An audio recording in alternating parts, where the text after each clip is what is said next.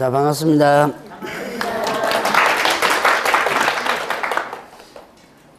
오늘 어디 할 차례예요?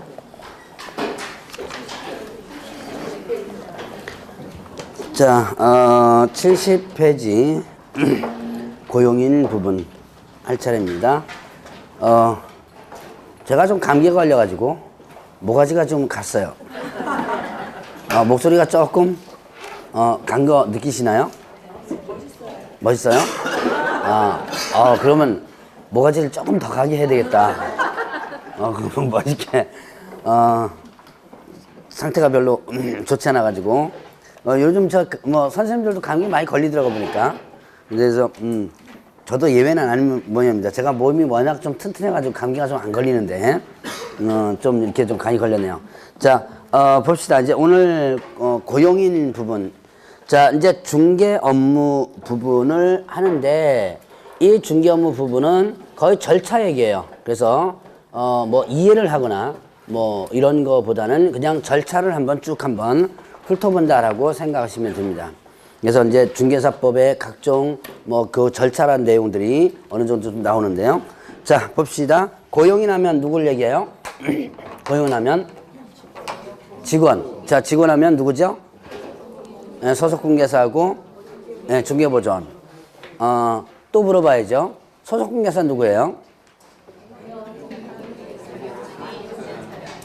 자, 이제 그렇게 해야 되는 문제예요. 자, 그냥 자격증이 있는 기관이고 이제는 이제 공부했잖아요, 이제는. 그러니까 자, 일단 누구에게 소속된 개업 공인중개사에 소속된 누구예요? 공인중개사로서 그다음에 업무를 수행하거나 보조하는 자. 자, 그러면 이제 중개보조는 뭐죠? 중개보조는 어떻게 되죠? 아니다. 뭐가 아니에요? 공인중개사가 아닌 자로서 소속됐죠? 개업공개사에 소속되어 중개대상물에 대한 현장 안내 일반 서무 등 단순한 업무를 뭐하는 자? 보조하는 자. 그래서 자, 이 두 사람을 뭐라 한다? 자, 이제 고용인이라 그런다 그랬죠. 자, 고용인 하면 그러면 일단 소속 공인중개사와 그 다음에 또 중개보조원이 있는데 자, 이 두 사람을 개업공개사는 둘 수 있다. 자, 두어도 되고 안 둬도 되고 한 사람 둬도 되고요. 여러 사람 둬도 되고 인원수 제한이 없습니다. 자, 다만 이런 고용인을 하게 되면 자, 채용하거나 고용관계가 종료된다면 하나 신고해 줘야 돼요. 자, 일단은 고용인에 대한 신고가 있는데 두 가지입니다. 자, 채용하면 언제까지 신고하냐면 업무 개시 전. 업무 개시 전 하면 언제까지예요? 채용하면 업무 개시 전까지 신고하라고 그랬어요. 그럼 이때는 자, 뽑았습니다. 그럼 언제까지? 업무 개시 전이라는 의미는 출근 전까지 하면 돼요. 자, 자, 이제 면접 보죠. 며칠날 출근하라 그러죠. 출근하자마자 이 직원은 뭐 해줘야 돼요? 출근하자마자 청소해줘, 청소. 아침에 청소해야 될 거 아니에요. 그것도 업무입니다, 이거. 자, 그래서 바로 이렇게 업무 개시 전까지 뭐 한다? 일단 신고하라. 그러니까 출근 전까지 신고하면 되고요. 자, 고용관계가 종료되면 나간 거죠? 이러면 어떻게 하라? 언제까지 신고해야 되냐면 10일 이내 신고를 해줘야지만 돼요. 자, 고용관계가 종료됐다. 나갔다 그러면 10일 이내에 신고를 하는데 자, 일단 채용하면 업무 개시 전까지 신고해야 되고 나가면 며칠 이내 10일 이내 신고를 해줘야 돼요. 자, 그러면 이렇게 신고를 해야 되는 이유가 뭐냐? 자, 우리나라의 직종 중에서 직원 뽑았다고 신고하고 직원 나갔다고 신고하는 직종이 몇 개 없습니다. 그 중에서 이제 개업공개사의 직종인데 자, 그러면 이렇게 신고해야 되는 이유가 뭐냐? 이유는 일단 여러분이 저번주에 배웠던 것이 하나 이유예요. 저번주에 뭐 배웠어요? 뭐 배웠는지 기억이 안 나죠? 한 3시간 동안 앉아가지고 배웠는데 자, 저번주에 뭘 배웠냐면 결격 사유를 배웠을 거예요. 여러 가지 있었죠? 여러 가지 등록 부분부터 시작해서 결격 사유 배웠을 거예요. 자, 결국은 어떻게 된다? 결격 사유 때문에 이 신고의 의무가 있습니다. 그 가장 주 원인이에요. 자, 결격 사유에 해당되면 결격사유 되면 중개업에 종사할 수 있다 없다? 없다. 그럼 여러분들이 사장이라고 보고 직원 뽑습니다. 이 사람이 결격사유에 해당되는지 안 되는지를 확인할 수 없죠. 미성년자 정도야 확인할 수 있지만 그 깊은 내용을 확인할 수가 없어요. 그래서 이거를 직원 뽑았다고 신고를 하면 일단 누가요? 누가? 등록관청에서. 어디다 신고하는 거예요? 등록관청에 신고하죠. 등록관청에서 결격사유 여부를 확인하는 거예요. 확인해가지고 결격사유에 해당된다 그러면 통보 오겠죠. 얘는 이러이러한 사유로 결격사유에 해당된다고 통보가 오면 그러면 개업등에서는 어떻게 해줘야 돼요? 채용하지 말아야죠. 예, 잘라야죠. 예. 어쨌든 채용했잖아요. 채용하고 나서 업무 개시전까지 신고를 하면 일단 일을 하는 와중에 어떻게 된다? 이제 잘라야죠. 몇 개월이네? 예, 2개월이네. 저번 주에 배웠던 부분입니다. 자, 2개월 이내 그 사유를 해소해 줘야죠. 바로 이것 때문에 일단은 신고를 한다. 자, 그 다음에 또 이제 고용관이 종료되는 것도 신고한다. 그럼 이거는 결격사유와 관관이 없는데 왜 그러냐? 이제 두 번째 이유가 뭐냐면 이중소속과 관련돼요. 저번주에 이중소속 배우셨죠? 여기 소속하고 여기 소속하면 안 된다 그랬죠? 자, 이중소속과 관련되기도 합니다. 그러니까 여러 가지 이유에서 이렇게 신고를 하도록 하고 있어요. 자, 그러면 이제 이렇게 고용인을 채용했습니다. 그러면 개업공개사의 책임이 있어요. 자, 고용인 채용 시 개업 공인중개사의 책임 있었습니다. 자, 일단 민사 책임 있고요. 민사 책임. 그 다음에 또 행정상의 책임 있고, 그 다음에 뭐가 있다? 형사 책임 이렇게 세 가지 책임이 있습니다. 자, 그러면 민사 책임. 민사와 관련된 부분이니까 뭐와 관련되는 거? 돈과 관련되죠. 민사니까 돈과 관련되는 거예요. 자, 그러면 결국 돈과 관련되는 부분이니까 뭐가 된다? 손해배상 책임이 있죠. 자, 그래서 이거는 손해배상 책임에 해당됩니다. 자, 그러니까 고용인이 의뢰인에게 업무상 손해를 끼쳤죠. 그럴 때 그 손해를 누가 배상할 책임이 있다? 개업 공인중개사가 배상할 책임이 있다. 라고 하는 것이 바로 이런 민사 책임의 가장 대표적이죠. 자, 그러면 일단 누가 잘못한 거? 누가 잘못한 거죠? 예, 직원이 잘못했죠. 그럼 이제 개업공개사가 배상 책임이 있다 그랬습니다. 그럼 잘못한 직원은 어떻게 돼요? 얘도 배상 책임이 있겠죠. 지가 잘못했으니까 지도 배상 책임이 있겠죠. 그냥 너도 책임지고 나도 책임지고 이거를 뭐라 하냐면 연대 책임이라고 합니다. 그래서 이 손해배상 책임은 뭐에도 해당된다? 자, 연대 책임이기도 합니다. 그러니까 잘못한 놈도 일단 책임져야죠. 그 다음에 또 채용한 나도 책임진다. 이렇게 연대 책임으로 일단 여러분들이 기억해 놓으시고요. 자, 그럼 이제 행정상의 책임. 자, 이것을 보면 고용인의 업무상 행위는 누구 행위로 본다? 자, 개업 공인중개사의 행위로 본다 그랬습니다. 자, 이제 여기 민법 시간에 배웠던 거 아마 기억날 겁니다. 뭐뭐로 본다. 이게 뭐죠? 뭐뭐로 본다? 간주하는 거죠. 자, 여러분들이 추정규정과 간주규정 공부했죠? 들어본 것 같죠? 아직 안 했나요? 했던 것 같은데. 예, 우리 민법 선생님이 다른 학원도 같이 강의하거든, 저러잖아? 근데 다른 학원은 했던 것 같은데. 추정규정과 간주규정. 자, 일단 보죠. 자, 뭐뭐로 본다. 이거는 일단 간주하는 거. 추정이 뭐예요? 추정은 바뀔 수 있죠. 자, 추정한다 라고 한다면 이거는 언제든지 바뀔 수 있는 거죠. 그러니까 이거는 여러분들이 이제 뉴스 같은 데 보면 돼요. 강도 어제 보니까 저거 있던데 경남 어디선가 은행 강도 있더만요. 그러면 잡혔어요. 일단은. 자, 일단 잡히기 전에 한번 보죠. 자, 은행 강도를 했는데 자, 키는 180으로 추정되고 나이는 30대로 추정된다. 뭐 이렇게 뉴스가 나와요. 근데 직구 잡아보니까 키는 180이고 나이는 40대일 수도 있죠. 이렇게 바뀔 수 있는 거예요. 그러니까 추정은 이렇게 바뀔 수 있는 건데. 자, 일단 문제는 간주가 문제예요. 자, 간주는 바뀐다 안 바뀐다? 안 바뀌죠. 그러니까 못을 완전히 박아버린 겁니다. 자, 그 간주 규정이 뭐가 된다? 뭐뭐로 본다 이렇게 된 거예요. 자, 요게 이제 간주 규정이죠. 자, 그러면 고용인의 업무상 행위는 개업 공인중개사 행위로 본다 그랬습니다. 그럼 결국 고용인의 업무상 행위는 결국 누구의 행위예요?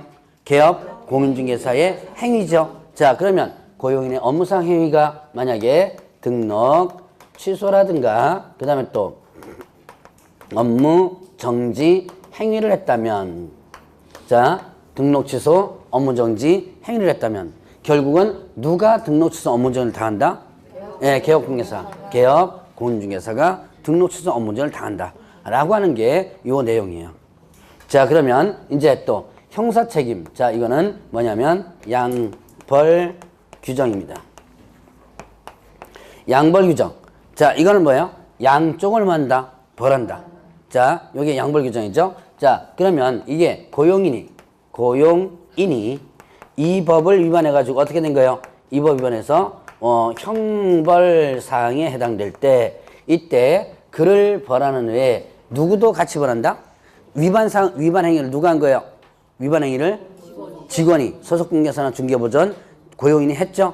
그러면 얘는 당연히 벌하는 거죠. 근데 그를 벌하는 외에 누구도 같이 벌한다. 개업 공인중개사 같이 벌한다. 그래서 자, 개업 공인중개사도 같이 벌하는데 어떻게 한다? 동조에 규정된 벌금형을 관다 이렇게 했습니다. 자, 그러면 고용인이 이 법, 다른 법과 관련된 부분은 상관없어요. 중개사법과 관련된 부분만 됩니다. 이 법의 형벌은 1-1, 3-3 이렇게 돼요. 자, 그러면 예를 들어서 1년 이하 징역 또는 1천원 벌금 행위를 했다라고 한다면, 자, 예를 들면 어떻게 돼요? 1년 이하 징역을 보내든지 아니면 벌금을 부과든지 둘 중에 하나겠죠? 근데 그를 벌하는 누구도 개업 공인중개사도 벌한다. 어떻게 벌한다? 동조 규정된 벌금형을 간다. 자, 그러면 직원 때문에 개업공개사 교도소 가요 안 가요? 직원 때문에 개업공개사 교도소 간다 간다? 안 간다. 뭐만 문다? 네, 벌금만 무는 거예요. 자, 보내야 돼요. 그럼 누가 직원 뽑아요? 저 직원 때문에 저 교도소 가면. 자, 그래서 벌금형만 가는 거예요. 자, 그러면 보죠. 이때 이 양벌 규정을 적용하지 않는 것이 있다. 어떤 경우냐면 상당한 주의와 감독을 게을리하지 않았을 때. 자, 상당한 주의와 감독을 게을리하지 않았다. 자, 고용인의 업무상 행위에 대해서 상당한 주의와 감독을 게을리하지 않았다면 양벌 규정 자체가 적용되지 않는다라고 합니다. 그러면 도대체 상당한 주의와 감독을 게을리하지 않은 게 도대체 어떤 거냐? 허구한 날 어떻게 돼요?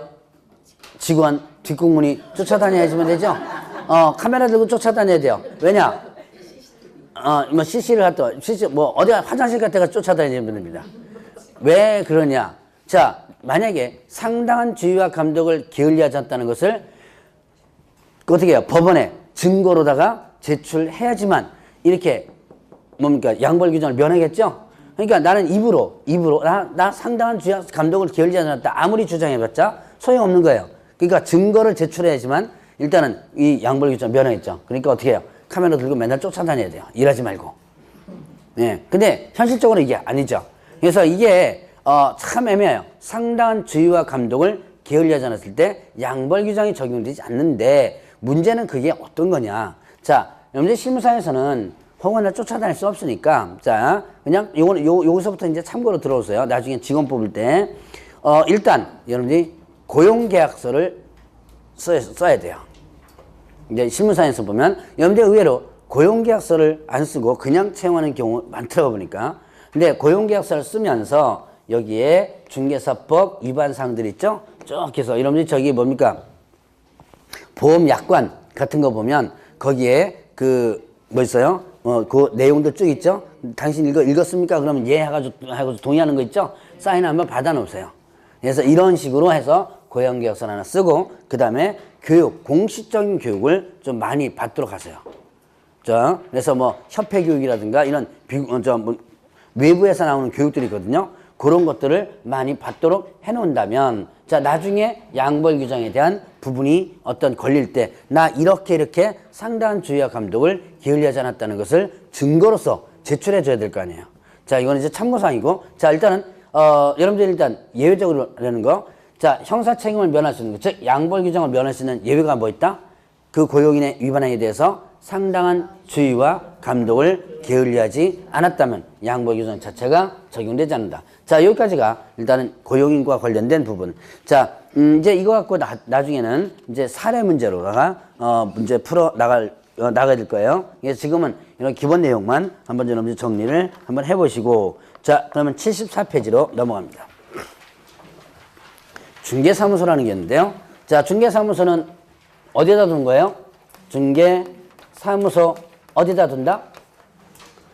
등록관청, 관할, 구역. 네. 자, 그러면 여러분 저번 주에 등록관청 배우셨죠? 등록관청은 어디를 등록관청이라고 그랬죠? 어디를 등록관청한다? 사무소, 소재지, 시, 군, 구 이렇게 했죠? 그러니까 자, 바로 시군구, 이때 시는 구가 설치되지 않은 시. 저번 주 배웠었습니다. 자, 그래서 그 중개사무소는 그 등록관청 관할 구역 안에다가 두게 되는 거예요. 그러면 이때 중개사무소는 1인 1사무소가 원칙입니다. 자, 한 사람은 어떻게 돼요? 하나의 사무소밖에 갖추지 못한다. 자, 그러면 이 규정에 의해서 이게 이상 사무소 설치하는 것을 뭐한다? 금지하고요. 그 다음에 이동이 용이한 임시중개시설물 설치를 어떻게 한다? 금지한다 이렇게 됐어요. 자, 두 가지. 자, 일단 2개 이상 사무소 설치하는 거 금지한다 그랬습니다. 자, 그러면 소위 말하는 이중사무소 설치 금지하는 거예요. 근데 여러분들이 저번 주에 이중자를 두 개를 배웠어요. 뭘 배웠냐면 이중 등록과 이중 소속. 오늘 배울 게 이중 사무소 다 세 개가 금지되거든요. 근데 언뜻 보면 비슷비슷해요. 자, 저번 주에 배운 거 한번 볼까요? 이중 등록. 이건 여러분들이 뭔지 대충 아시겠죠? 이중 등록이란 내가 이 동네에다가 등록을 해놓고 다시 또 다른 동네 가서 어떻게 돼요? 여기다가 또 하나에 등록하는 거예요. 자, 여기다가 등록하고 여기다가 등록하고 요게 뭐가 된다? 이중 등록. 이중 등록하다 첫번째 어떻게 되죠? 등록이 반드시 취소. 절대 등록 취소라 그랬죠. 그 다음에 또 형벌이 1년 이하 징역 또는 1천 월급. 어떻게 기억나죠? 네, 이렇게 그냥 기억나면 돼요. 이거 외우려고 하지 말고 5월달까지 가면 60% 정도는 여러분 머릿속에 안 쳐져 있습니다. 다는 못 외우더라도. 자, 그러면 이렇게 이중 등록은 등록이 반드시 취소되고 1년 이하 징역 또는 1천 원 벌금이에요. 자, 그럼 이중 소속이 어떻게 된 거예요? 이중 소속은 여기다가 등록을 하고 그 다음에 여기는 뭐예요? 소속을 하거나. 그러니까 여기다가 등록한다면 이중 등록이 되죠. 근데 여기는 등록했는데 여기는 소속했어. 내가 개업중개사면서 다른 데도 취직하는 경우 있죠. 다른 중개사무소에 이게 이중 소속. 아니면 여기에도 소속됐거나 또 여기 또 소속되고 나서 또 여기에 뭐 한다면 소속된다면 이게 뭐가 되는 거? 이게 이중 소속이에요. 자, 그러면 개업중개사가 이중 소속하면 등록이 반드시 취소된다. 1년 이하 그리고 떠나서 1년 이하 징역 또는 1천만 원 벌금 해당되죠. 자, 그러면 이제 이게 저번 주에 배웠던 이중 등록과 이중 소속입니다. 그런데 이중 사무소는 뭐냐? 자, 내가 여기다가 등록을 합니다. 사무소 일단 차려놨죠. 요즘 잘 나가는 곳이 세종시로 한번 해볼까요? 잘 나가는 곳 어디예요? 좀 서울도 요즘 저 재개발 지역 잘 나간다 그러는데 재건축 지역들. 자, 일단 세종시 한번 보죠. 내가 여기다가 광명에다가 등록해놓고 세종시에 일부러 왔다 갔다 합니다. 그러면 거기다가 가서 여기서 뭡니까? 사무실 있고 저 세종시에 가서는 마땅히 어디 갈 데가 없죠. 그 가면 이제 그 커피숍 가가지고서는 뭐 상담해야 돼요. 그러니까 거기다가 뭘 만들어 놓는 거예요? 사무소만 하나 준비해 놓는 거예요. 요게 뭐가 된다? 이중사무소죠. 자, 그래서 거기서 마땅하게 뭐 고객 만나가지고 뭐 상담해주고 뭐 할 때가 마땅치 않으니까 거기다가 사무실 하나만 더 구해놓는 거. 요게 이중사무소다라고 볼 수 있어요. 자, 그러면 이렇게 이중사무소 설치하는 거 금지하고 그 다음에 또 이동이용이한 임시중개설물. 자, 이동이용이한 임시중개설물 이게 뭐였죠? 소위 말하는 떴다방. 우리나라는 참 방도 많죠. 참 방도 많습니다. 자, 떴다방이라는 것도 있어요. 자, 천막사무소. 그 다음에 또 뭐 이런 거 있죠? 파라솔사무소. 어디에 많이 나오는 거? 예, 분양사무소에서 많이, 분양사무소 앞에. 이게 분양할 때 많이 나오죠? 자, 그런 거. 그런 것들 설치하면 안 된다는 얘기예요. 그래서 만약에 2개 이상 사무소 설치했다. 그 다음에 이동이용이한 임시중개 설치했다. 요거 위반했다라고 한다면 등록이 취소될 수 있습니다. 등록을 취소할 수 있다. 이거를 줄여서 표현하면 뭐라 한다? 상대 등록 취소. 첫 번째 용어를 갖다가 한 번씩 구분해 봤을 겁니다. 상대 등록 취소. 자, 상대 등록 취소. 그리고 형벌은 1년 이하 징역 또는 1,000원 벌금이에요. 자, 이중사무소 설치했거나 이동이용이한 임시중개사무소 설치했다 그러면 등록을 취소할 수 있고요. 그 다음에 또 1년 이하 징역 또는 1천만 원 이하의 벌금에 해당된다. 자, 여기까지가 이제 중개사무소의 기본 원칙입니다. 1인 1사무소 원칙. 1인 1사무소가 뭐예요? 원칙이었죠. 원칙이라면 뭐가 있다? 예외가 있죠. 자, 원칙이라면 뭐가 있다면 예외가 있다. 자, 그 예외가 누구? 법인입니다. 법인은 뭐를 설치할 수 있냐면 분사무소라는 것을 설치할 수 있어요. 그래서 분사무소에 대해서 잠깐 보죠. 자, 법인은 분사무소라는 걸 설치할 수 있는데 이 분사무소는 뭐냐? 소위 말하는 지점을 얘기합니다. 자, 그래서 법인은 사무소가 두 가지 종류가 있다. 본사인 뭐예요? 주된 사무소. 자, 본사인, 본점. 본사인 뭐냐면 주된 사무소가 있고 그 다음에 지점인 분사무소가 있어요. 앞으로 주된 사무소 하면 뭘 얘기하는 거고 본사를 얘기하는 거고 분사무소 하면 지점을 얘기한다 라고 볼 수가 있습니다. 그러면 이때 이 분사무소는 어떻게 설치하냐면 법인만 설치할 수 있습니다. 공인중개사 개업공개사나 부칙개업공개사는 설치할 수 없어요. 누구만 설치할 수 있다? 법인만 설치할 수 있다. 그러면 이때 분사무소는 일단 주된사무소 등록관청 외의 등록관청에 자 일개소를 초과할 수 없다 이렇게 되었어요. 자, 주된사무소 등록관청 외의 등록관청에 설치할 수 있고요. 자, 그럼 여기서 주된사무소 등록관청 외의 등록관청 설치할 수 있다. 그러면 주된사무소 등록관청 범위내는 분사무소를 둘 수 없다. 자, 그리고 그 외의 등록관청 할 수 있는데 몇 개만? 한 개만. 일개소를 초과할 수 없다 그랬죠. 한 개만 설치할 수 있는 거예요. 자, 그러면 광명시에 주된 사무소 법인의 본사가 있습니다. 그러면 광명시 범인에는 분사무소를 둘 수 없죠. 그 외의 지역에 둘 수 있는 거죠. 자, 그러면 이때 분사무소는 뭐냐면 설치 신고입니다. 자, 여러분 분사무소 개설 등록이 아니에요. 분사무소는 자, 여러분 중개사무소는 개설 등록이라고 그러죠. 중개사무소 개설 등록 이렇게 표현하는데 자, 분사무소는 뭐다? 설치 신고다. 자, 설치 신고인데 이거는 어디다가 설치 신고하느냐? 자, 주된 사무소 등록관청에 설치 신고한다. 자, 분사무소에 대한 여기서 이제 여러분들이 반드시 기억해 놓을 거. 자, 분사무소에 대한 모든 행정 업무는 어디서 처리한다? 주된 사무소 등록관청 처리한다. 자, 분사무소 설치 신고 어디다 한다? 주된 사무소 등록관청.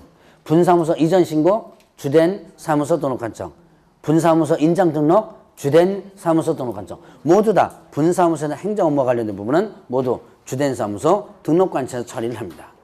그러면 이제 이때 주된 사무소 등록관청에다가 설치 신고를 하기 위해서는 일단 기본적으로 이제 준비를 해주면 되죠. 자, 준비 과정을 보겠습니다. 일단 설치되는 지역에 뭘 구하냐면 사무소를 구합니다. 사무소 구해요. 사무소 조건은 저번 주에 배웠던 거 그대로 등록 신청할 때 사무소 조건이 있었죠? 등록 신청할 때 있었죠? 네. 자, 뭐였죠?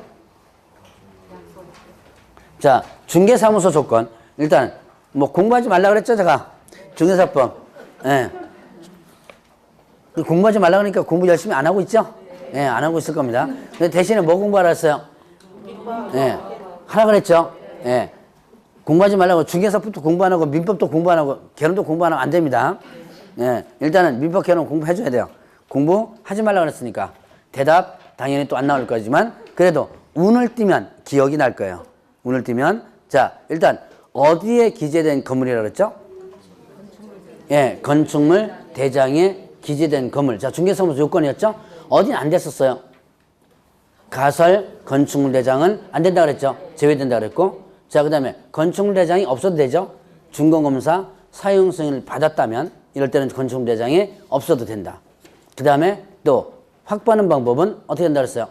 확보하는 방법은 소유하거나 전세, 임대차, 사용대차 방법으로 이렇게 하죠. 자, 이 조건이 분사무소 조건에 그대로 적용됩니다. 사무소와 관련된 부분은 이 조건이 그대로 적용돼요. 자, 그러면 이제 이렇게 사무소를 구하고 그 다음에 누굴 뽑아라? 책임자 뽑아야 돼요. 분사무소 책임자를 뽑아야지만 됩니다. 일단 사무소 구하고요. 그 다음에 책임자 누구? 공인중개사 뽑아주면 됩니다. 분사무소 책임자는 누구냐? 그 분사무소의 장이죠. 그러니까 이게 분사무소가 지점이라고 그랬죠? 소위 말하는 지점장이에요. 지점장을 뽑습니다. 지점장은 누구 해주면 된다? 공인중개사. 자, 이 책임자 교육받아야 돼요. 얘도 어떻게 한다? 실무 교육을 받아야지만 되고요. 그 다음에 또 자, 얘 업무보증 여기 업무보증을 이 사무소에 업무보증을 설정해 줘주면 됩니다. 자, 요게 일단은 기본적 조건이에요. 자, 다시 한번 기본 조건 보겠습니다. 사무소 확보하고요. 자, 설치 요건 사무소 확보하고 그 다음에 또 책임자 공개서 뽑고 뭐 받아라? 실무 교육 받아라. 그 다음에 또 업무보증 설정하라. 손해배상 책임을 위한. 자, 그럼 이제 준비 끝났습니다. 준비 끝났으면 이거를 이제 설치신고에서 첨부해가지고 어디다가 설치신고한다? 주된 사무소 등록관청에다가 설치신고하는 거예요. 그럼 주된 사무소 등록관청에서는 일단 뭐를 확인하냐면 결격 사유를 일단은 확인한다. 자, 결격 사유를 확인하는데 자, 결격 사유 확인해가지고 누구 거 확인하는 거예요? 책임자 거 확인하죠. 책임자의 결격 사유를 확인하고 나서 그 다음에 적합하다면 신고 필증을 만다 교부해줘요. 자, 분사무소는 분사무소 설치 신고 필증입니다. 자, 중개사무소는 뭐였었죠? 등록증이었죠. 그래서 여러분들이 등록증 나오는 데는 항상 분사무소라면 뭐다? 설치 신고 필증이다 라고 볼 수 있습니다. 자, 필증을 교부해주고 그 다음에 또 통보를 해줘요. 설치 예정 지역 등록관청으로 지체 없이 통보한다. 자, 예를 들어서 광명에서 주된 사무소 있다면 어디다가 일단 분사무소 설치 신고한다? 광명시청에다가 하죠. 자, 여기에 옆에 뭐 구로구에다가 한번 해봅시다.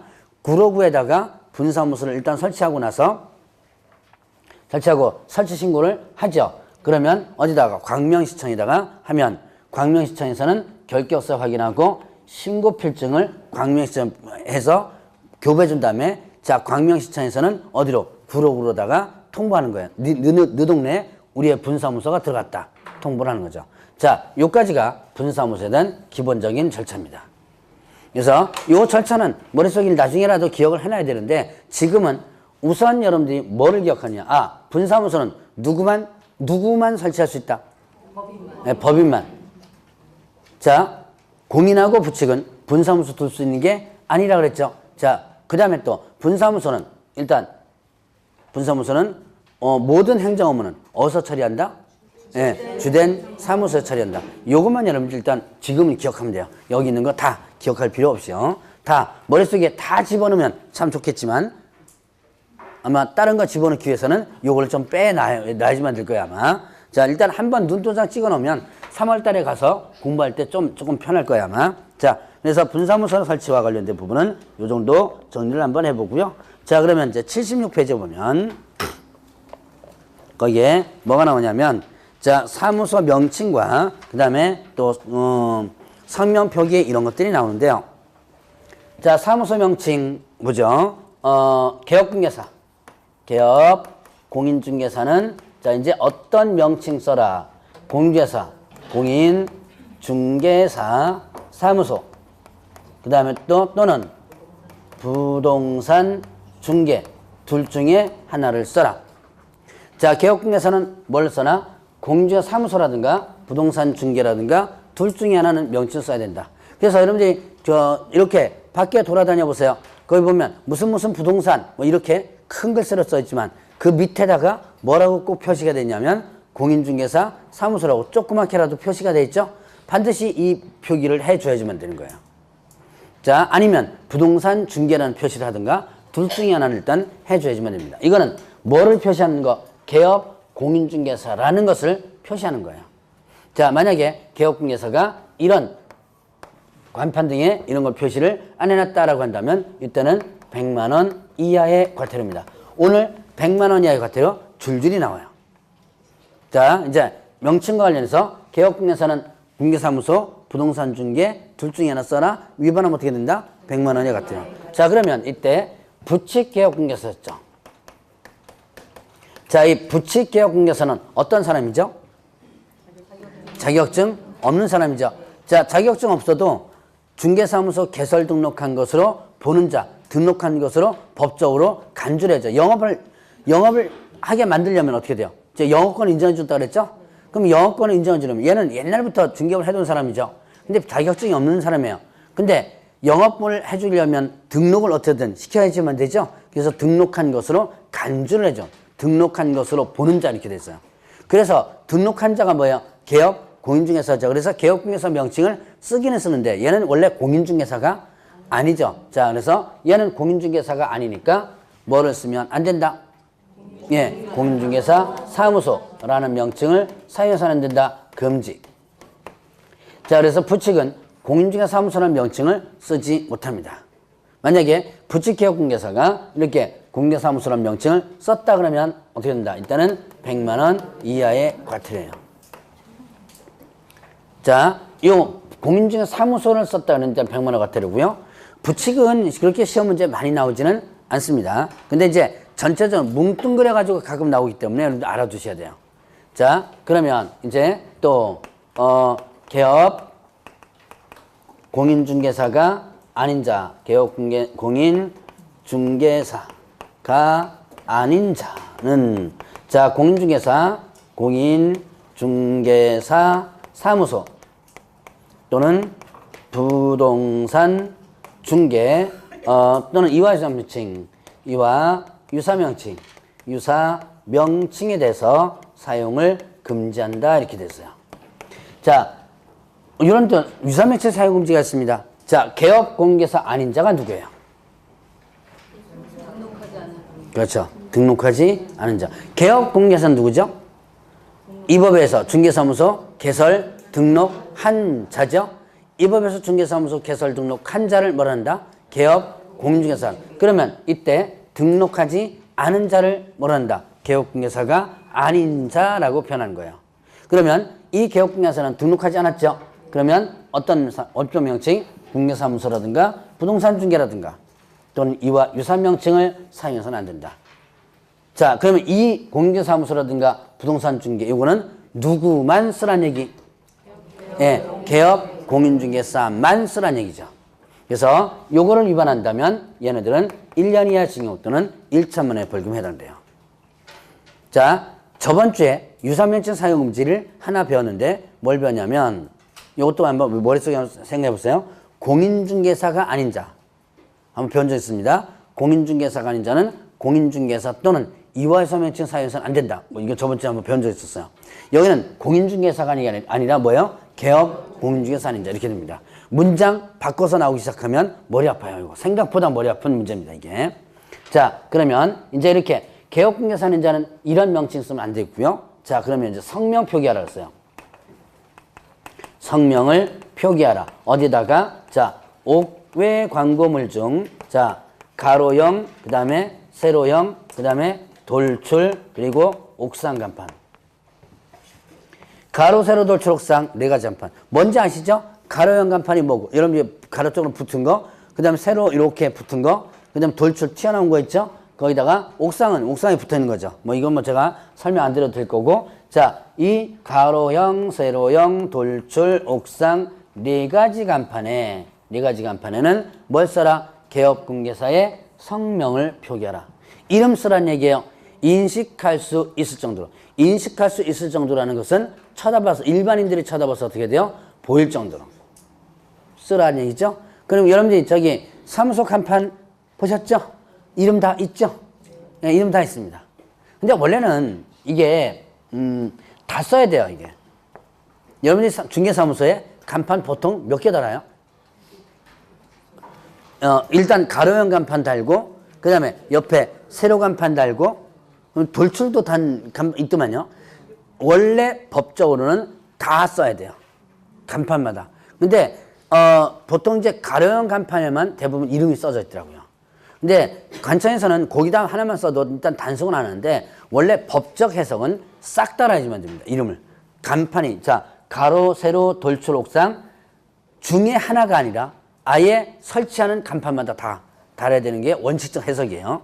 자, 그러면 이렇게 성명을 표기하라. 자, 법인의 대표자는 얘기 잘못했다. 법인에 있어서 주된 사무소는 대표자. 예, 이 뒤에 나와야 되는데 앞에 나와버렸네. 자, 주된 사무소는 대표자, 분사무소는 책임자. 자, 일단 법인은 사무소가 두 가지겠다 그랬죠? 주된 사무소와 분사무소. 그래서 주된 사무소는 누구다? 대표자가, 분사무소는 책임자가 이름을 써놔주면 됩니다. 여러분들 저기 집에서 가스불 장구 나왔어요? 그 가스불 안 잠궈 나가지고 막 허겁지겁하죠? 근데 문 열고 들어가 보면 다 잠궈져 있죠.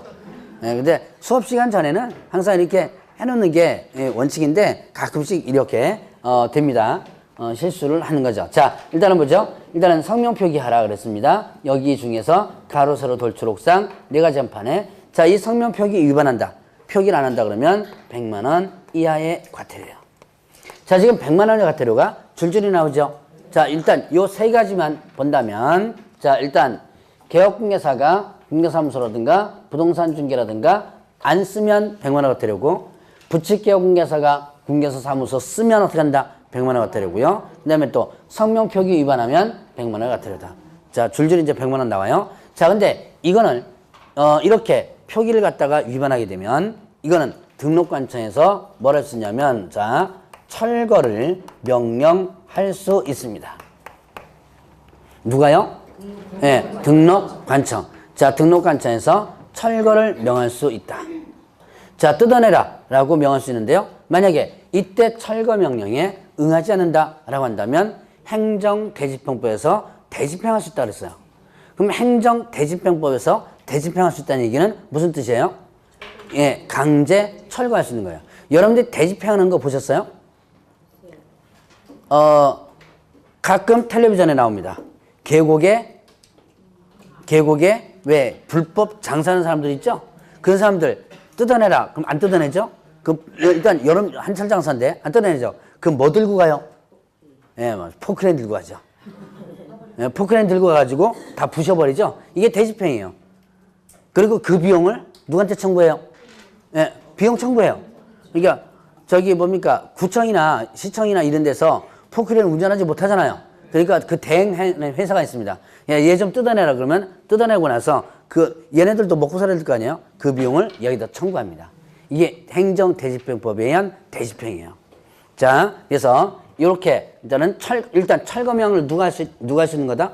등록관청에서. 자, 그래서 사무소 명칭 관련된 부분을 구분해 봤고, 자, 그다음에 중개대상물 표시 광고라는 게 있어요. 그다음 개업공개사는 개업 공인중개사는 일단, 자, 중개대상물을 물에 대한 광고할 때, 개업공개사가 중개대상물 광고할 때 표시 의무가 있습니다. 표시 의무가 있다. 뭐를 표시하라냐면, 자, 성명, 명칭, 소재지, 연락처. 여기 일단 개업공개사 뭐예요? 성명, 그 다음에 명칭, 소재지, 연락처. 소는 소재지예요. 소재지, 연락처 네 개를 표기하라는. 그러니까 여러분들이 대상물 광고할 때 이 네 가지는 표기하라는 얘기예요. 자, 개업공개 성명은 누구고, 소재지는 어디고, 그 다음에 또 연락처는 뭐다, 이런 것들 일단은 해줘야지만 됩니다. 자, 다시 한번 성명, 명칭, 소재지, 연락처. 앞 글자로 따는 거 제가 하긴 하는데요. 이거 별로 저 권장하지 않는 거예요. 그래서 가끔 보면 이거 한 거 암기법 좀 다 정리해서 주세요. 그런데 그 정리 안 해줘요, 저. 제가 좀 게을러요. 그래서 저번 주에 이랬어요. 저 날짜 정리하는 거 안 해줘요. 막 그랬죠? 예, 이거 안 해줍니다, 이거. 이거는 앞글자 따는 것은 보조적 수단이 돼줘야 돼요. 이게 주수단이 되면 안 됩니다.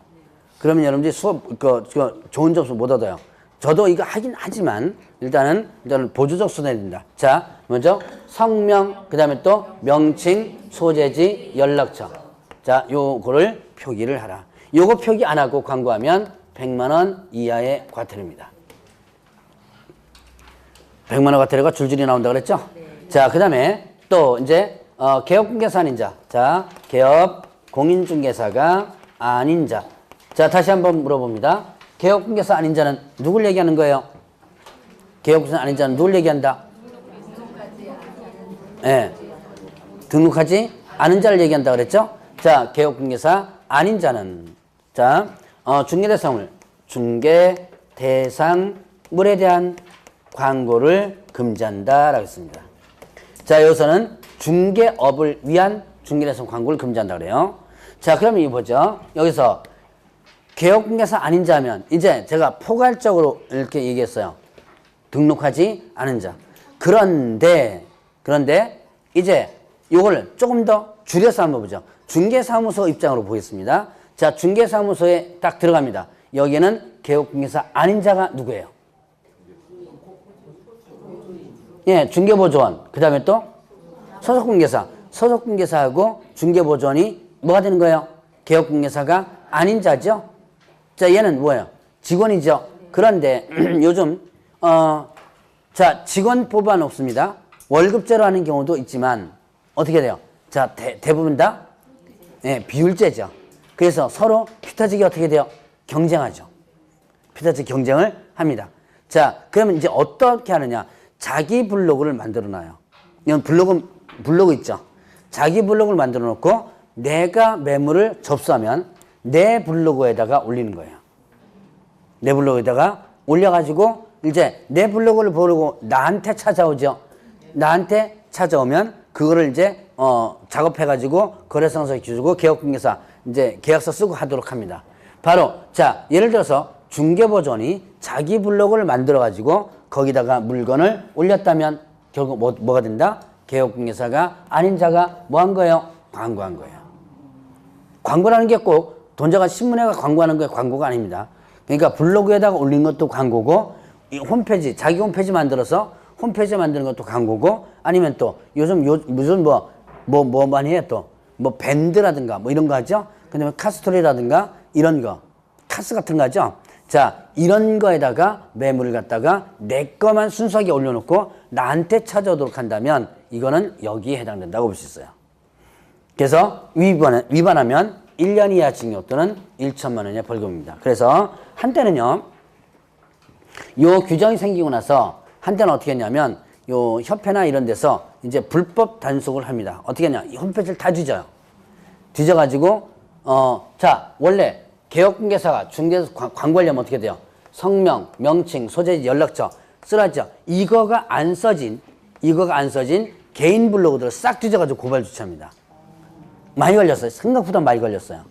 그래서 중개보조원이나 소속공개사가 어쨌든 이게 내 걸로 만들어야지만 내가 돈을 먹든가 그러 하잖아요. 그러니까 이렇게 올리는 블로그를 싹 잡아가지고 고발 조치를 해가지고 상당히 많은 사람들이 벌금형을 받았어요.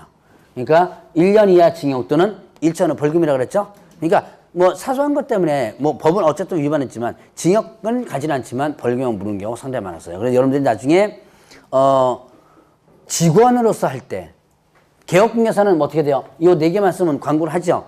직원으로서 할 때 나의 스스로 내 명의만 해가지고 광고를 해서는 절대 안 된다는 얘기예요. 걸렸다면 이렇게 갑니다. 자, 요게 이제 개업공개사가 아닌 자가 중개대상물에 대한 광고를 하는 것을 금지한다라고 했어요. 자, 그러면 이제 이렇게 해서 중개대상물에 대한 표시 광고를 받고요. 그러면 이제 78페이지 보니까 사무소 이전.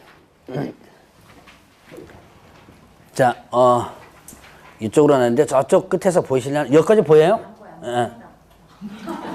넌 잘 보일 거야, 아마. 지금 저쪽 뒤에 기둥 옆에 있으신 분한테 물어본 겁니다. 자, 중개사무소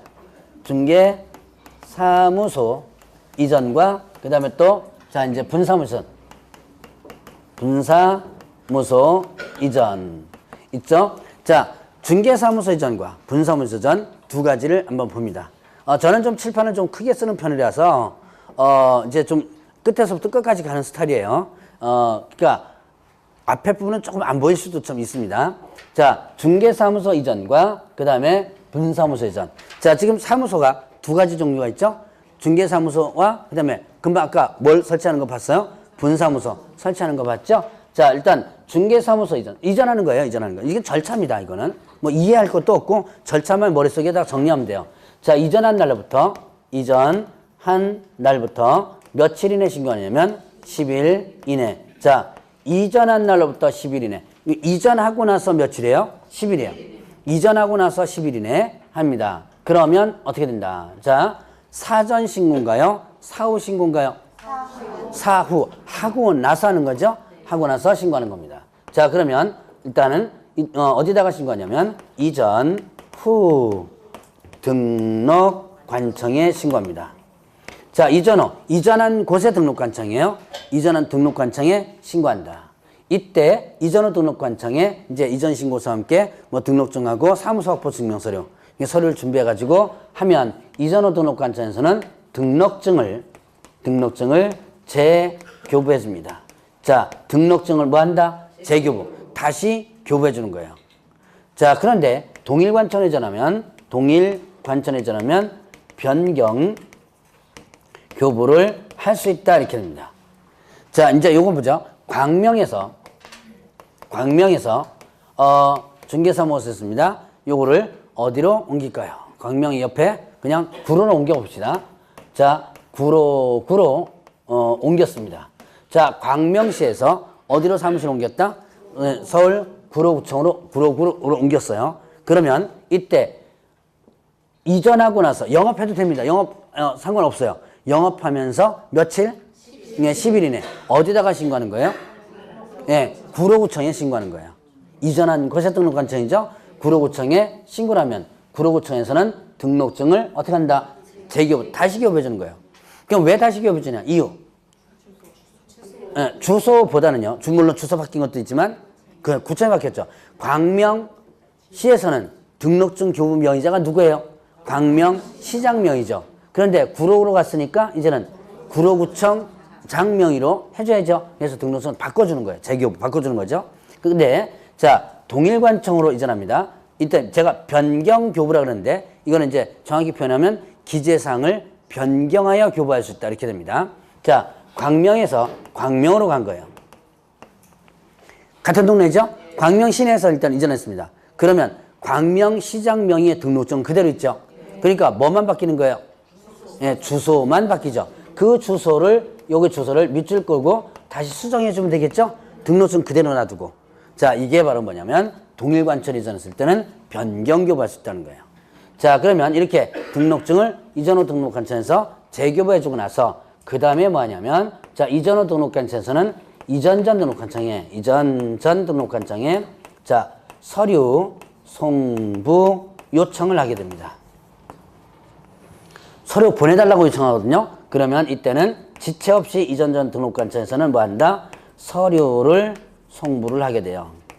서류 송부가 있는데요. 자, 중개사무소 개설 등록 대장도 있고요. 등록 신청 서류 처음에 등록 신청할 때 그거 버리지 않고 보관 다 했습니다. 그 다음에 또 최근 1년간의 행정처분이 된 서류 이런 것들을 보내줘요. 자, 그래서 이전 후에서는 어디로? 이전 전으로 요청을 하죠. 보내달라고. 그러면 이전 전에서는 지체 없이 보내주는 거예요. 이거는요, 여러분들이 뭐를 생각하냐면 여러분이 저기 전입신고 해보셨죠? 네, 이거 전입신고가 비슷하다 보면 돼요. 전입신고 여러분 이사 가죠? 이사 가고 나서 어디다가 전입신고해요? 이사 간 곳에 동사무소에 가서 전입신고 하죠. 그럼 이사 간 곳에 동사무소는 전입신고를 받고 나서 이사 가기 전에 저 옛날의 주소지에 그 연락을 해요. 연락을 해서 주민등록 대장을 보내달라고 요구를 합니다. 그럼 이 주민등록 대장 이쪽으로 오거든요. 자, 그 절차가 이 사무소 이전 절차와 비슷하다라고 보시면 돼요.